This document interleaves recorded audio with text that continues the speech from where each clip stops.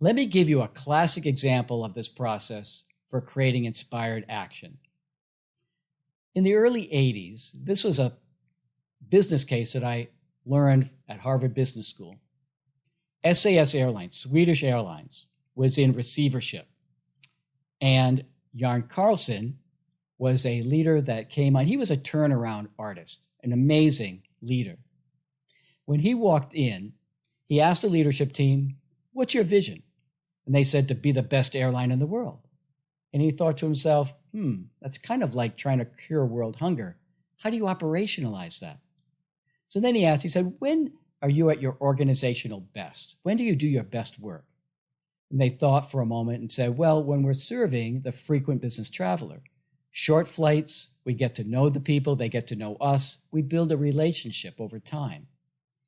Together, they said, well, let's narrow down and focus our efforts to be the best airline in the world serving the frequent business traveler. And then he said, how are we going to achieve that? This is a strategy, the how. Two strategies, two pillars come to mind. The first one, drive decision-making down the line. In other words, the people that are right there on the ground. In the past, if something had happened to one of the passengers, they would make a note of it. It would go upstairs to middle management. It would take about 3 weeks for them to make a decision. By then, the customer has already switched airlines. This is something that they wanted to drive to the line. So if something happened, the note would be brought right to that gate attendant. They would meet the person coming off the flight and give them a voucher. Say, "You're very important to us." This made a difference. The next most important strategic pillar was talking about getting the right equipment. This meant the right planes. They needed small regional jets. What they had were some regional jets and 4 massive, big airliners. So he stood in front of this glass window with this entire team with these 4 planes behind him.